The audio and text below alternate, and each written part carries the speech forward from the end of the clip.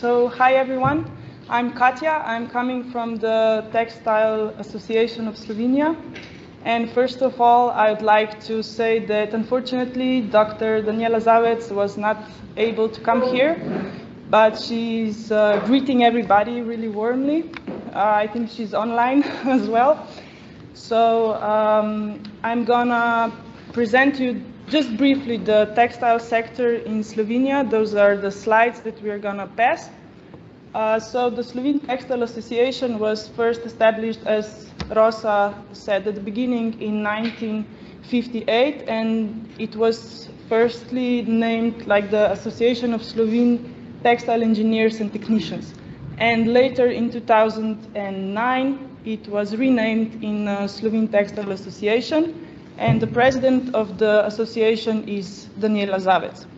So I'm gonna go really shortly through the Slovenian textile industry, focusing on the production of clothing, footwear, and leather products.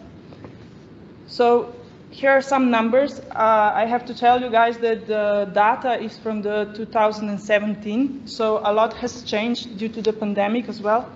So in 2017, there were 387 companies registered in the textile sector in Slovenia, focusing on the clothing and footwear production. Mainly there are micro and small enterprises. We don't have a lot of big companies. There are almost 8,000 employees in the whole textile sector and roughly around 800 million of profit. So to go on, there was, back in 2017, there was a lot of export, like a lot of economical profit from the export, and there's a quite big added value per employee. So what has changed due to the pandemic is that now the latest data shows us that there are only 360 companies left. And of course, the most pressing problem in the whole Slovenian textile industry is the personnel, because there's no more training left for the workforce in the lines of the production. And what happened in the last 30 years was that the number of employees decreased the most in the textile sector. So none other sector suffered such a decrease of employment than in the textiles. And the raising cost of the labor force, what happened is that now a lot of companies are moving the production sites back in the countries of the ex-Yugoslavia, such as Bulgaria and Romania, because in that way they are more able to scan the processes, to be there, to analyze everything. And what we found out was that the successful business model in Slovene textile industry is that our products are designed and developed in Slovenia, but they are manufactured in the countries with the lower labor force. So in the midst of the I4Tex project, of course, Slovenian Textile Association participated in the digital maturity assessment. So we analyzed the 20 Slovenian companies. Those were micro, medium, and large companies. And what we did was that we sent out the online survey addressing those 6 topics as we talked about earlier. And what we found out was that the integration of advanced and smart and productive technologies in the Slovene textile sector is really difficult. I'm sure that a lot of, we have the similar results here, but the times are especially hard now for the small and medium enterprises that are focused in the traditional production processes. And what we found out is that because of the low revenues and low liquidity and the worldwide energy crisis, a lot of companies are not able to make a smooth transition even though they want.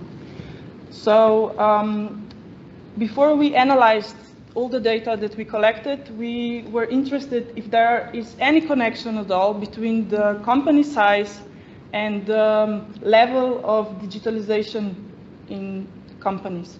So we established a hypothesis that it went like that. The large companies show a higher level of digitalization because the volume of data that has to be processed is bigger. Therefore, the need for digitalization processes is greater. Because the need for these operations is bigger, the level of implemented digitalization processes is the highest. So that was our hypothesis. That's what we thought before we analyzed the surveys. And the results showed us something completely different. So it was really interesting because we found out, firstly, we established like the data that we collected. We were like, okay, those are the small companies, the micro companies, the medium size, and the large companies.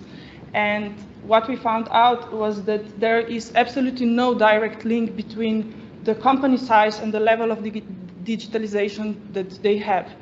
And even more so, some micro and small companies, they established higher scores in fields of customer experience and digital capability. So that was really interesting. And then further on, we collected data and compared data from the fields of digital capability, data intelligence, and digital strategy, and compared those information with the size of the companies. And then again, we found there was absolutely no link between the size of the company and the level of digitalization. So our conclusion was that the level of digitalization is maybe more connected with the mindset of the company, like in a way that if the management of the company is supporting individuals and in the way that they can be creative and they can be innovative and they can bring the suggestions to the table and they are heard. So those were our findings. Okay? I'd like to thank you, but last but not least, I have a really nice surprise or announcement to make. The Slovene Textile Association has finally established a new website. So you are all really welcome to visit the website. It's also in English.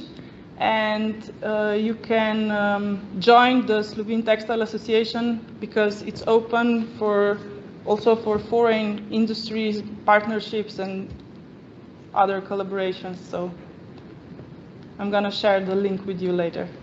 Thank you so much.